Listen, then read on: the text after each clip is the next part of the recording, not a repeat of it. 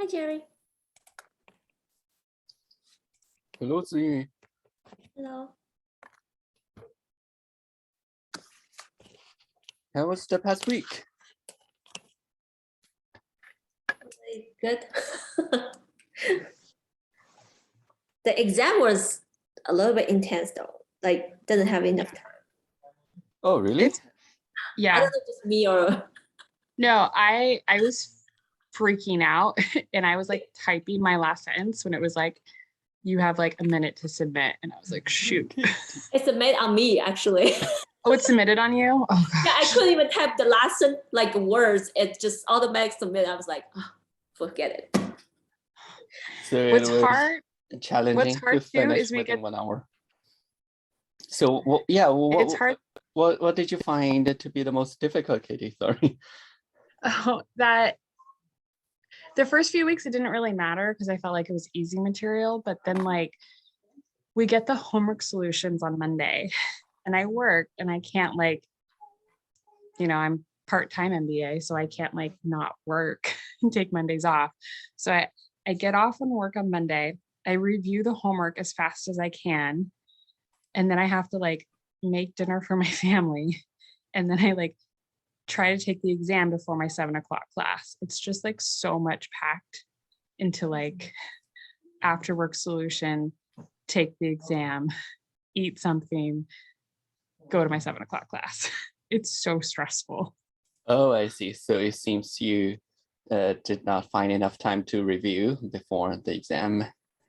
Yeah. Ah, I see. It's that homework solution because I'm like, I don't know if I've done the best I can on the homework, but if I get answers wrong, I don't have enough time to be like, okay, what did I do wrong and what do I need to correct?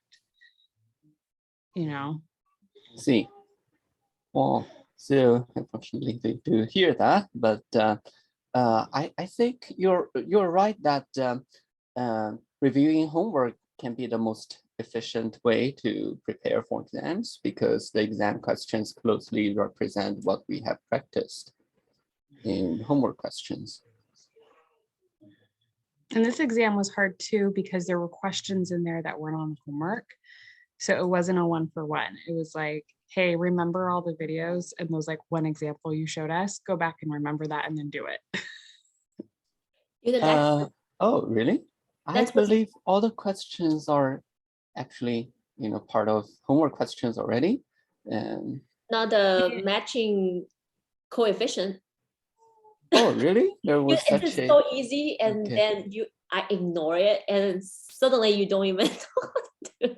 It was the very last question. Yeah, that's the one I'm matching and the Jacob. Like, how do you read that one? Yeah, it was. And you can't do a search find of the handout. You have to like look through the handout. For some reason, like it wouldn't like take me directly to the formula. I was like, I'm like, he must have talked about it. It's not random. Oh, I see. Yeah, it was part of the videos. Part of the videos, but not part of the homework. It's also in the handout, though. Yeah, in the handout, but you couldn't search for it. Oh, you couldn't? No, when I did control find and I like typed in, the jockeys or whatever, it wouldn't pop up. Oh, I see. Oh, interesting. I didn't know about that. Okay. A little stressful.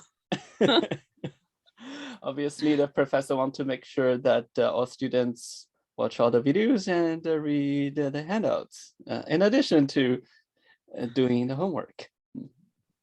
Yeah. All right. So I guess next time he will be more prepared and hopefully find more time to review homework and some handouts.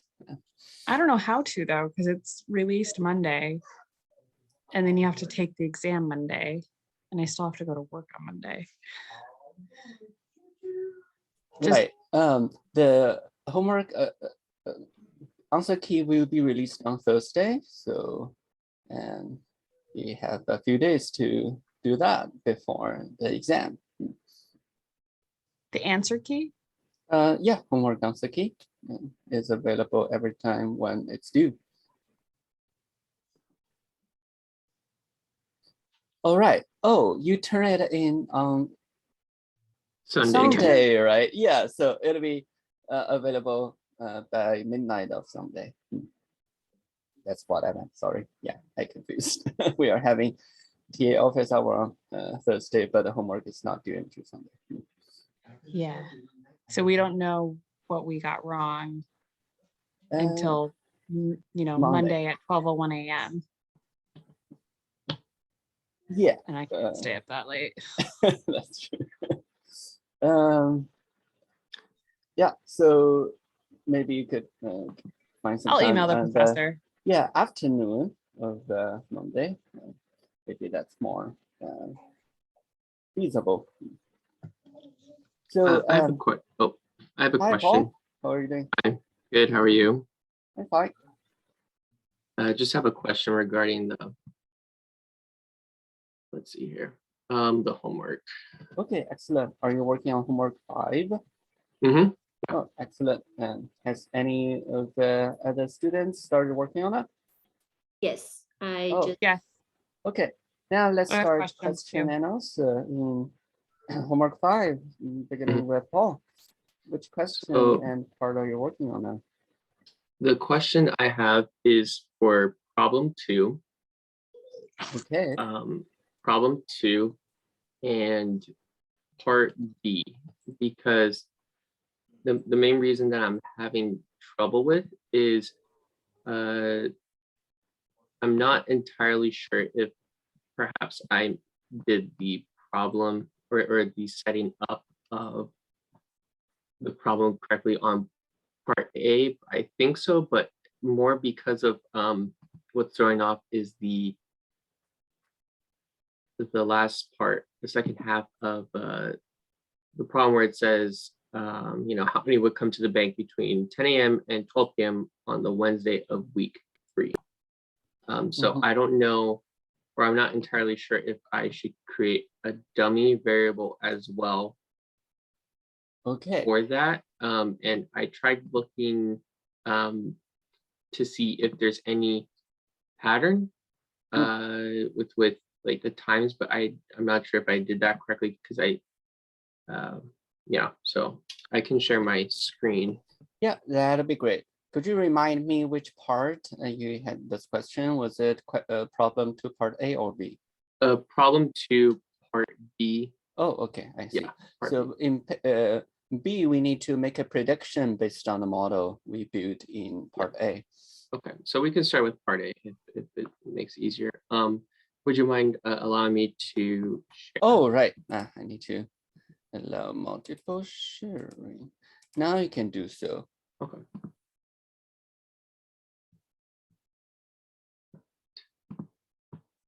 Okay, so this is part A. Or Okay. I'm sorry, let me get my So phone. look,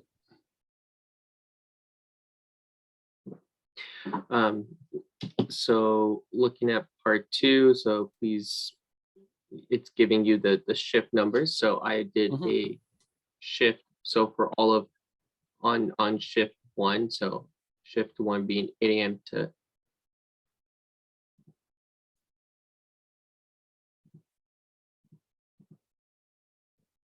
I'm sorry, I'm on this on my different file as well.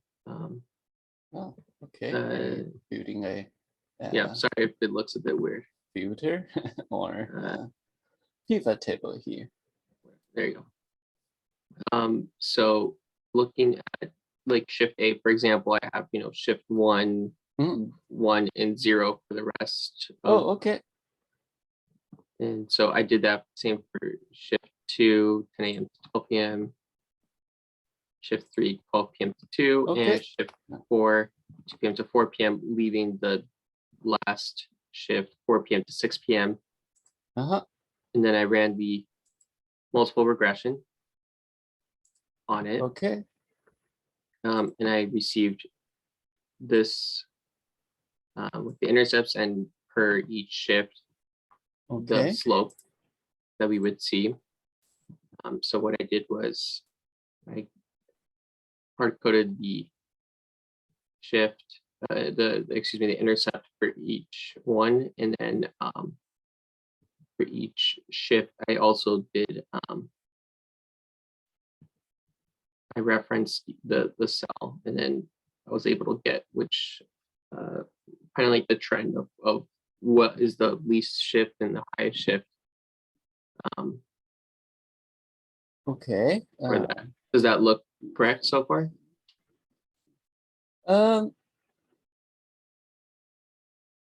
Most of it is fine. I'll point out how you can improve on this. Yeah, but you set up all the dummy variables to represent the shift, or you can call them category variables correctly. So that's good. Many students, I mean, some students may not get this straightforward, and they could set up the indicators of shift incorrectly, but you did well in this. Let's assume that well, the part that you can improve is that in addition to this seasonality or the shift indicator, I think we should also put in a trend term that represents the growth or decline over the week by putting in the week time trend into the model.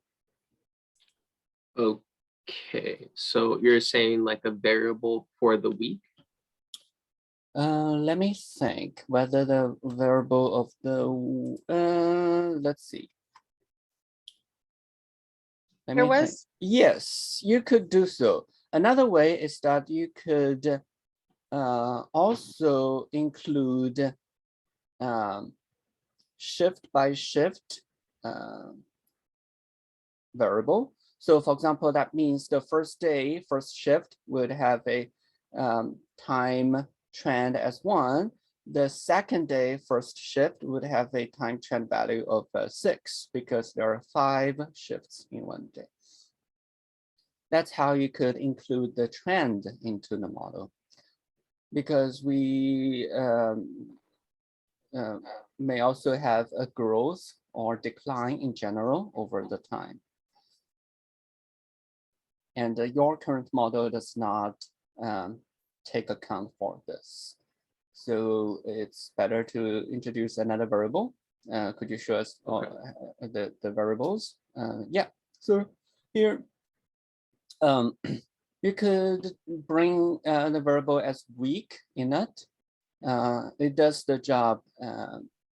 Oh, wait, actually, maybe the day is better because we actually have the day, right? Yeah, so 2 ways you could, oh, sorry. Yeah, I'll finish in one sentence. 2 ways you can include the trend of time. Either you create a serial of the day, or you create a serial of the shift. Both would work just fine for this model. As I said, for day, for example, this first Friday would have a value of 1 in the time trend, and Monday would have a value of 2. If we use shift to indicate the time trend, then we would have the first row as 1, second row as 2, and we would do that. So what was the additional question?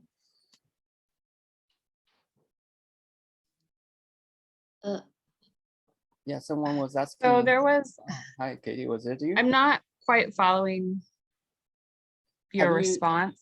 Okay. But I think the videos, he talks about like an I variable and how you can include that to talk about like seasonality with time. And so you can put like an extra column in there and then add like the very first data point would be a 1. And then it goes like all the way down to like 200 and something like that.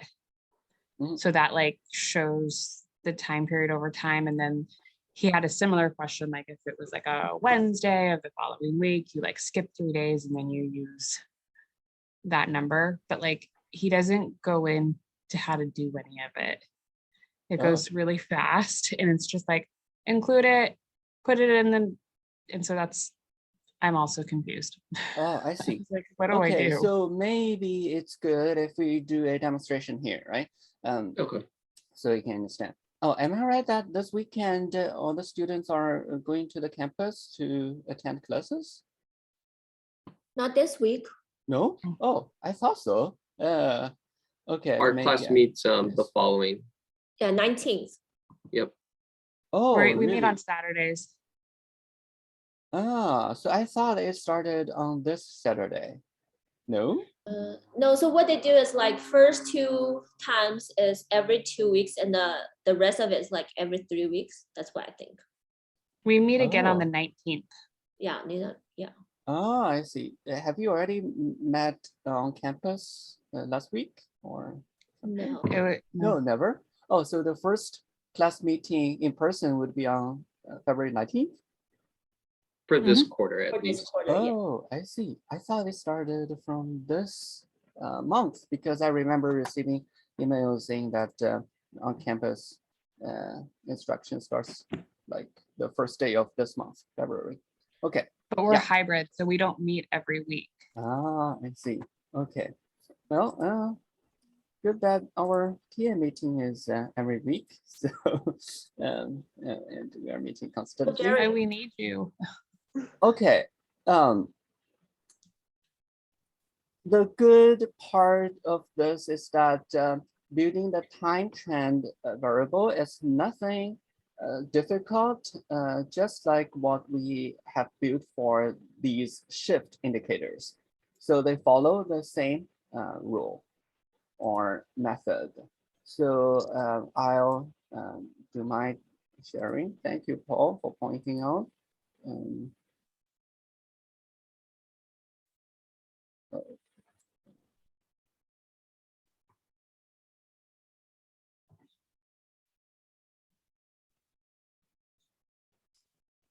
Did you do the screen share? Or? Yeah, I just opened my file. Oh, I just want to make sure I saw it. Thank you.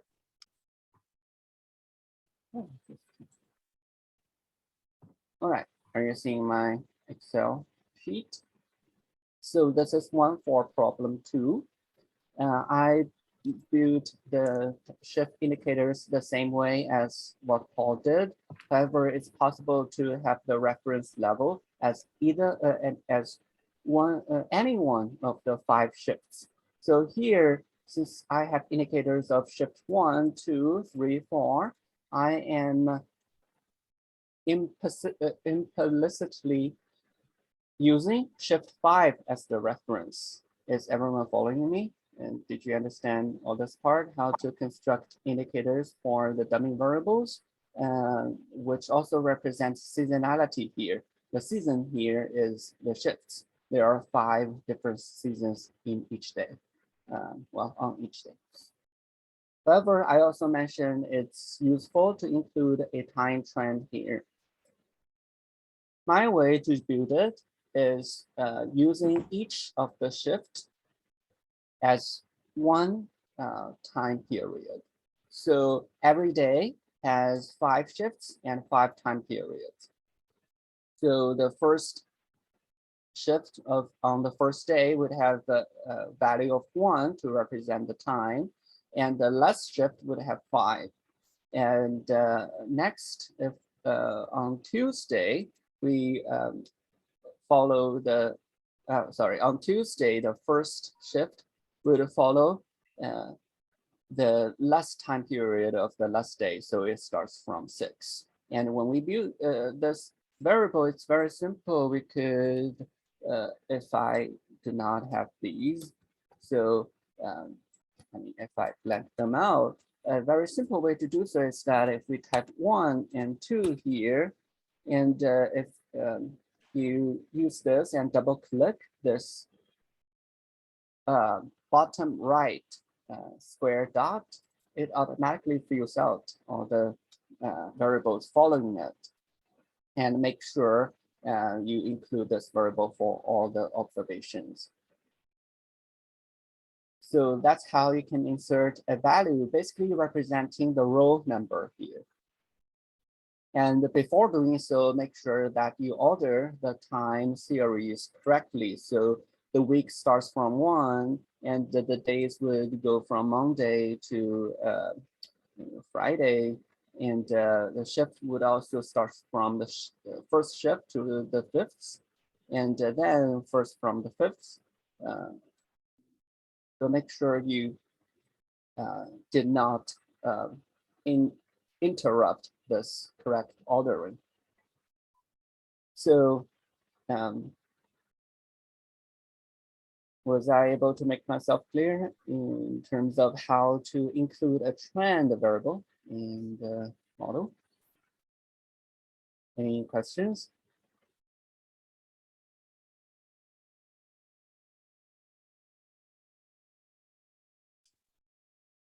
No, I think, oh, it's good. I understood.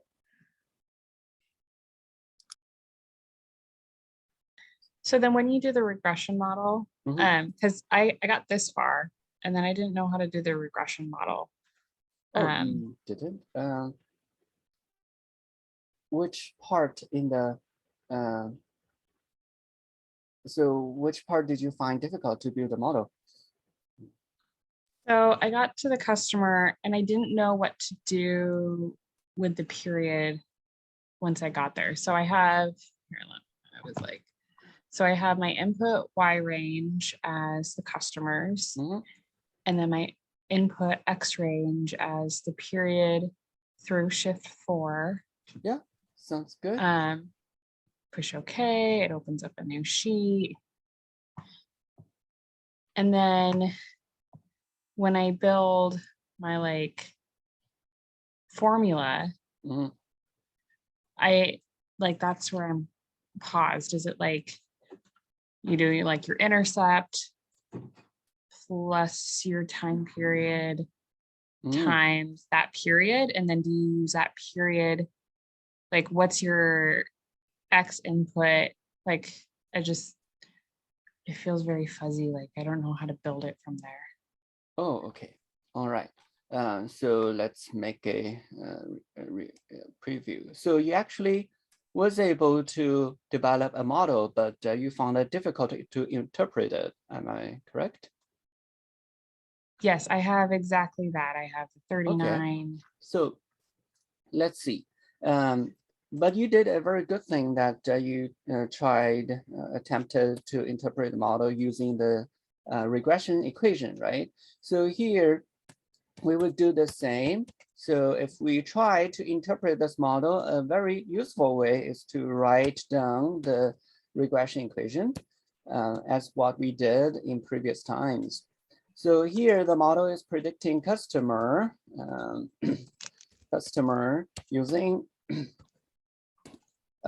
the time indicators, including first we have the intercept, then we times the coef 1 times period, right? And we also have all the shifts, coefficient 2 times shift 1.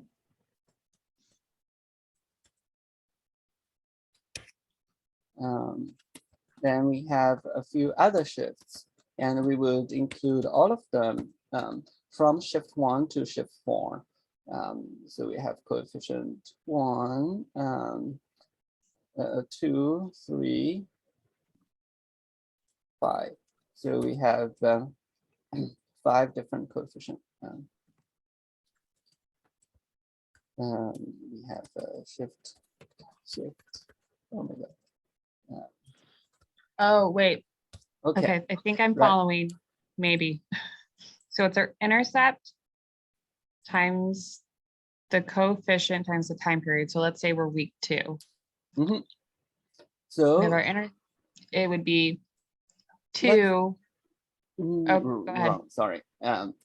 I remember that I do this period using the shifts. Each shift represents 1 period, and you can find that this period includes from 1 to 50, right? So, for example, if we want to predict the value of Tuesday the Monday and first shift, right? So that means the period would take a value of 26. We need to refer to how we view all these variables. And shift 1 would have a value of 1. Remember, we are predicting the customer on shift 1. And all the other shifts from shift 2 to shift 4 would all have a value of 0. So that means, for example, if we make a customer on, Tuesday, not Tuesday, I mean second week, Monday, and first shift. So we need to plug in the values that we already know for this particular shift. So the intercept would stay the same. It's all the same for any predictions. This period, we would need to find a period corresponding to second week, Monday, and first shift. And as we found out, it equals to 26. And this first shift, it equals to 1. And sorry, I need to change this. We have only shift 4 in a model because shift 5 is used as the reference, so we don't need to include it. So that's how we can make a prediction of a particular day and shift. That, so, yeah, that's the way we could do so. that's very helpful. And I think I would have missed the Oh, were you thinking It's- of another way? no, I'm saying this is good. What you showed is great. So if we were to take this further, Mhm. to go back to Then, yeah. Paul's question. So yeah, for part B, what are you thinking at this moment? How you could address it? Yeah, I think the question is, We need to make see. a prediction on week 3, though. yeah, get so it I would now. continue the Oh. time series. I would continue the time series to Mhm. find out what my Mhm. time period is for that day and Yep. plug that into the model with the corresponding shifts. Excellent. Yeah, that sounds beautiful. And what about Paul? Were you thinking of the same approach or a different one to part B? I got the same thing. I think I just want to know, would you mind going back to your regression, Jerry? Just one quick Of thing. course not. Yeah. I think the only thing that, because I have right at where the customer, the intercept and everything is, Mm. if you just scroll just a tiny bit lower. Oh, you mean this Yeah, right one? there. So Okay. for the prediction, I think the reason why I'm getting a different number is because you're rounding the period to 0.22, because I have I'm referencing the period, so it's 0.2162, and I think that's just the only reason why the prediction in the end I'm off by Oh, I 0.3-ish. see. You were I think that's the thinking only difference, to just for be rounding the coefficients, right? I'm sorry. Were you asking whether it's okay to round the coefficients? Well, I just meant like the reason I'm referencing the exact coefficient, so I think that's the only reason why it's I see. just slightly different. That's all. I know rounding is such a hot topic in this class. Yeah, it's fine because Okay. as you can see, I rounded, well, it's actually the Everything. professor that rounded all these Okay. coefficients. However, if you predict using by referencing these coefficients that are not rounded, that's directly from the summary output, it's quite fine. And it's actually what I prefer to do because these are most precise when we do not round the coefficients. Did other students follow what I explained? It's basically when predicting values, it's most precise when we refer to the coefficients by using Excel functions to refer to these coefficients in the summary output, instead of manually running it as what the professor did. So he basically took 2 decimal points and rounded each of the coefficients. But this makes it more somewhat easier to read, though. So that's how he predicted the value for a day in the 3rd week. As I, oh, yeah, let's go with your question. I was trying to explain there could be potentially a second way to define a period, and it will work just fine. Oh, my one question is just only for that prediction numbers. Okay. So should we actually round up because it's a visited customers, like person, right? Like per person. So should we actually really say 33 instead of 3304? We definitely, it's quite fine to have a decimal points for predicted values, even if a true value would be always an integer. That's the difference between predicted values and observed values. I see. Okay, thank you so much. Yeah. So when you interpret it, although your backend brain processing says, well, it's never possible to observe 33.04 customers, but when interpreting them, we would say that the expected value of the number of customers on this particular day would be this much. And the expected value, just as we roll a dice, if we have a dice with numbers 1 to 6, right? The expected value of any time we throw this dice would be how much? Quick answer. Anyone? Do you want to try? If you roll a dice with numbers 1 to 6 on each of the sides, what's the expected value? Between 1 and 6. Could you be more specific? Well, there's a 1 in 6 chance of rolling any of those numbers. That's true. So what would be the expected value?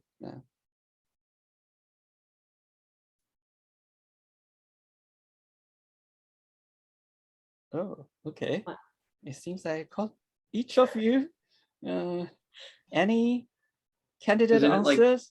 Like 3.5 or something like that? Yes, correct. That's the expected value of 3.5, 3.5.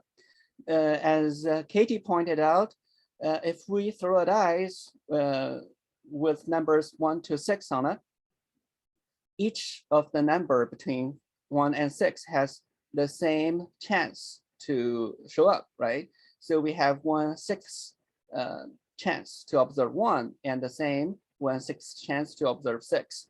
So we take each of the value in account, then we times 1 by 1/6, and we times 2 by 1/6, and we sum all these points up, then we would have 3.5. But this expected value of 3.5, it's never going to be observed in any of the time that we throw a dice, right? But this is the expected value of the value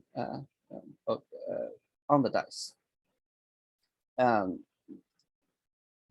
If we throw the dice many times, so it's the same concept here.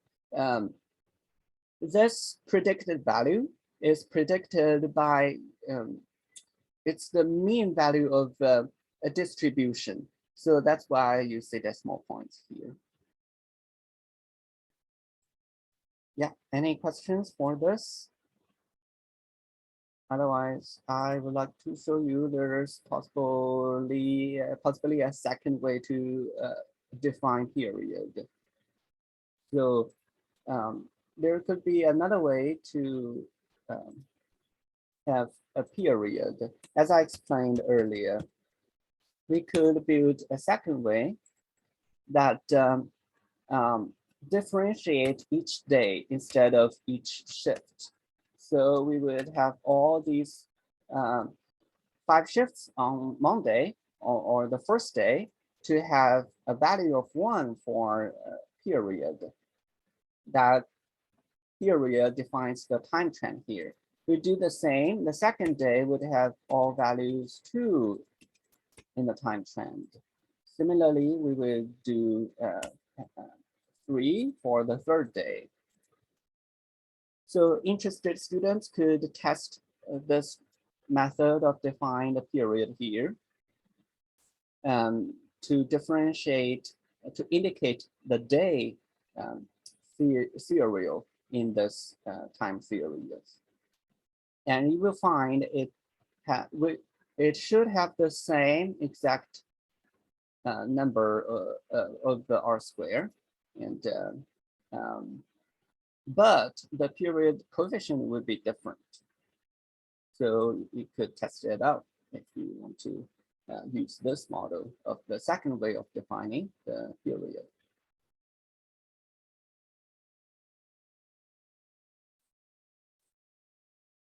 Oh, great. It seems that now we are good to go with how to introduce a trend variable in a time series model. I actually recently did a time series model in a similar way, although mine does not have the time trend in it because the time trend is very complex. So it goes within 1 year. And if you include a time trend, it actually does not make much sense. Yeah, I could show you what I meant. It was my example if you're interested, but it's not the same question as what we are working on in homework 5. Okay, I do have questions about the problem 1. Oh, okay. Yeah, I just there's some like explanation, like interpretation, like how can describe it. So for example, the problem 1b, it says if the smoothing constant having 0.3 instead of 0.6, right? So explain what would happen and why. I know what I said is I say we're using the constant of 0.3 instead of 0.6. The model will remain more stable and adjust for forecasting error less quickly. So it's like it will be the forecasting will be smoother out. Is that how to interpret it, or like what's the explain the why? Oh, This is for part B. Yeah. yes. Wonderful. We are talking about the smoothing technique here, exponential smoothing. So there's a constant in the smoothing technique, and it has some impact on the predict value. So could you repeat your answer, Ziyu? Yeah. So I'm talking about like if the smoothing constant is less, the less it gets, the model will be more stable, and the adjust for the forecasting error will be less quickly, and also it will be smoother out. So it like not fluctuated. It's more smoothing. Is that how you? Oh, I see. Yes, this is one part that you can explain. Oh,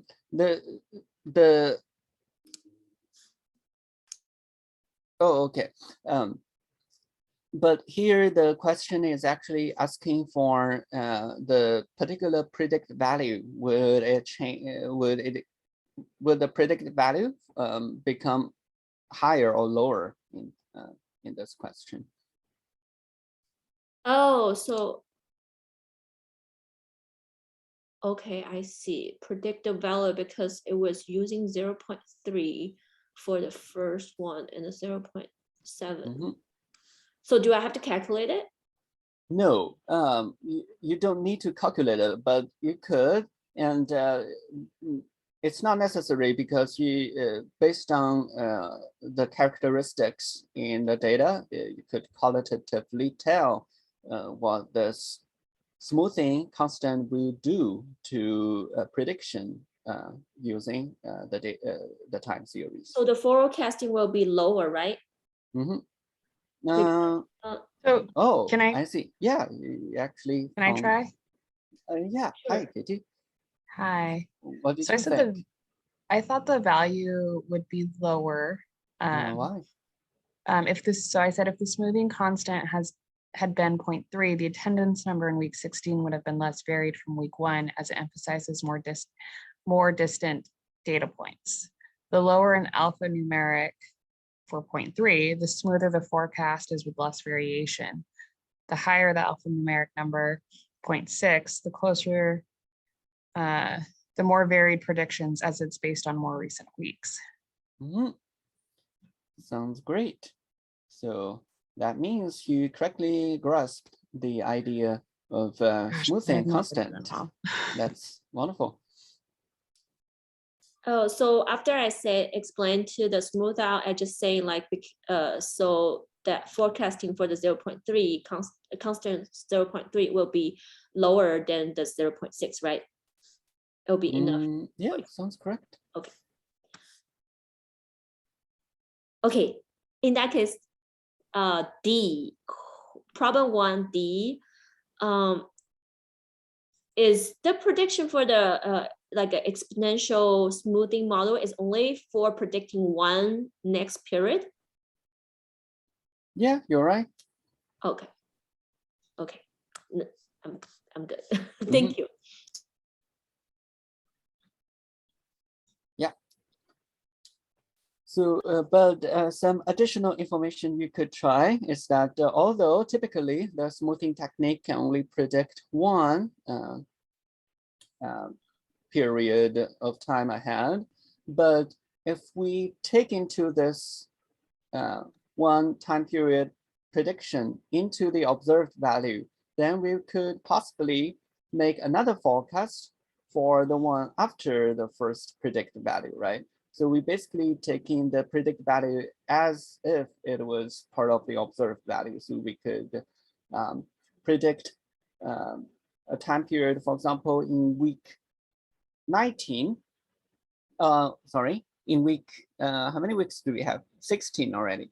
So we could predict value of week 17 using the smoothing technique. Then we have all these 17 weeks observation and input it into the smoothing model. Again, then we could possibly have a week 18 predicted value. But this is, not part of the course though, but in practice, it's possible to do so.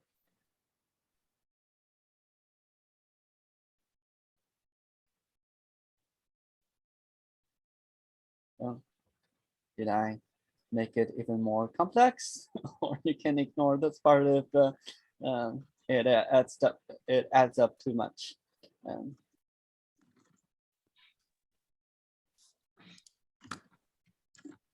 No, it's very clear. Thank you so much. Any other questions? I just want to go back to 2A real quick and why we don't insert a shift 5. Okay. And so we don't need it because we're inferring that if we don't use a dummy 1 in shifts 1 through 4, then there would be 1 and 5. Then there would be a dummy 1 in shift 5. Is that what the formula is saying by not having that additional shift? It doesn't sound to the I don't know if I need to point, explain but could you repeat your explanation again? I didn't really understand. So in 2A, Mhm. we do 4 columns of dummy variables. Yes. Mhm. But we don't do a 5th column for shift 5 because we already have dummy variables. And so Mhm. if we already have considered the dummy variables for shift 1 through 4, we can say we can infer that shift 5's not. I don't know. I'm struggling with why you wouldn't do shift 5. Did you wait? Was this part of the question though? Did you need to explain why we do not have all 5 indicators? It says carefully describe how you built the model and how you would interpret all the slopes and coefficients. Oh, So I can see. leave it out. I just don't know if I need to talk about why shift 5's not there. So I think because all these dummy variables was all shifting is relative to the shift 5. So if you're putting shift 5 in there, it's not going to have any numbers because it would be 0. Like because it was relative to shift 5, it's not actually to entire data. I think that's what happened because it's talking about like compared to shift 5, what shift 1 looks like. Mm-hmm. Well, excellent explanation. Yeah. Thank you. That's so. I like could not get it. Thank you. Ziyu was great at pointing out that here, when we build any categorical variables or dummy variables, we, as I said in the beginning, we implicitly use a reference group, and here the reference group is week shift 5 on each day. So if we recall what we did in the homework 3, where we had where we predicted life satisfaction using income, right? And that moment, we also built a dummy variable and interaction, where the dummy variable indicates whether a person comes from the higher or lower income group, right? And a typical way to build is that we use the dummy variable equal to 0 for the lower income group, and the dummy variable equal to 1 using the for the higher income group. So here we have the lower income group as the reference group. So we have only one indicator to differentiate the 2 groups. And similarly, if we use shift 5 here as the reference group in this predicting customer using time variables example, then as Ziyu pointed out, each of the coefficient represents the difference from that particular shift to the reference group, which is shift 5. So that's why we never include an indicator for shift 5 in the model. However, if you really wanted to test out, you could possibly build a shift 5 indicator and include it in your model, and you will see what happens.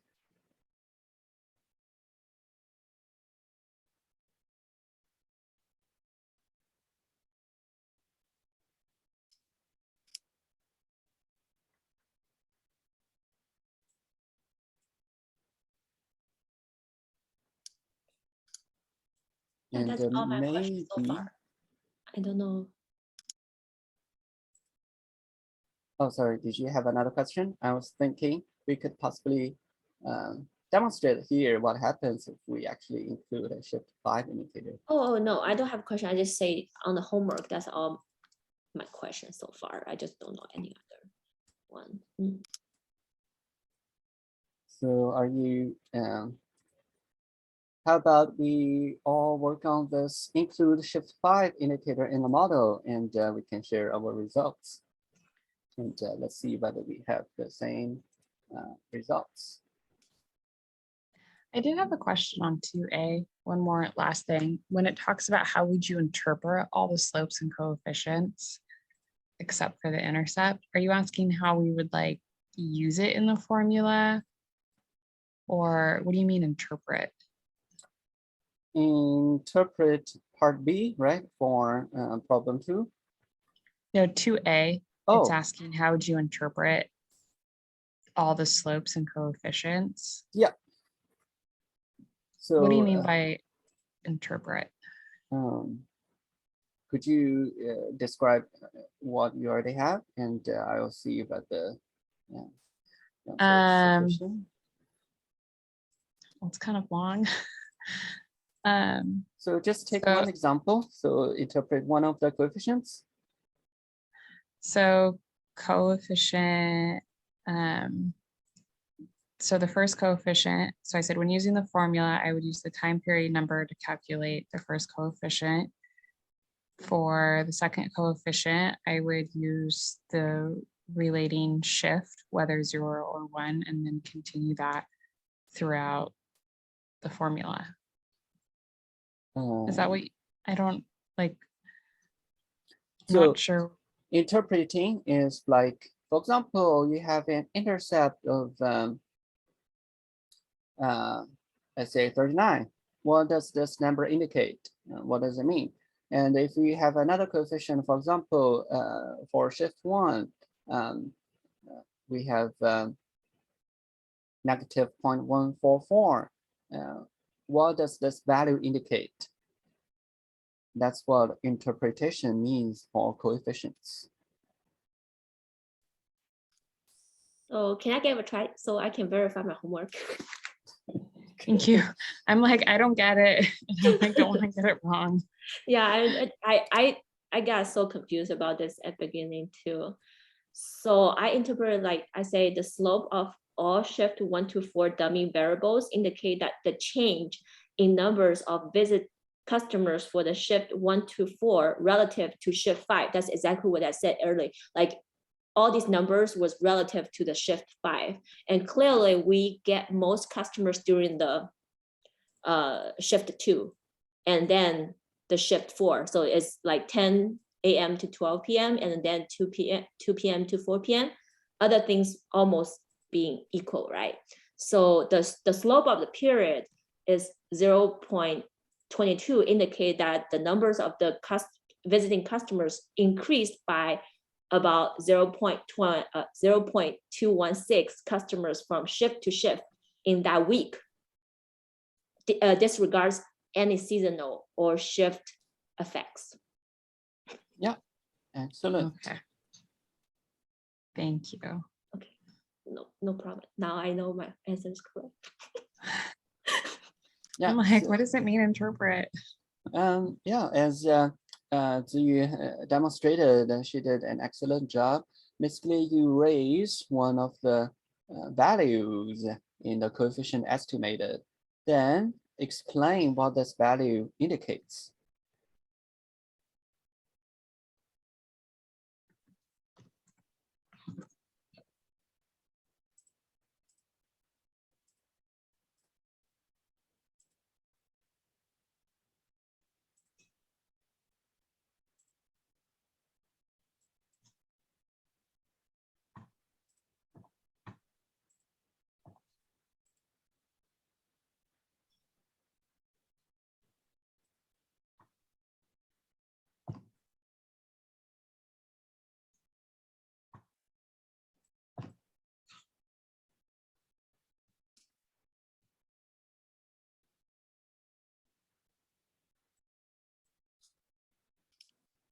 Okay, yeah, thank you so much. It's actually very clear and learned a lot.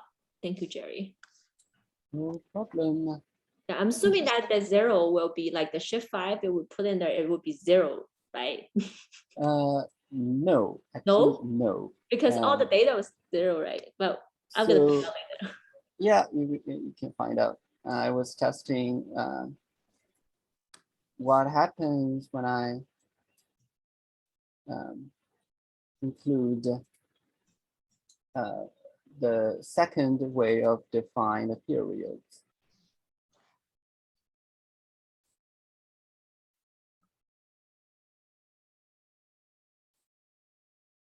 I think I will find out very soon. Worksheet, yeah. Oh.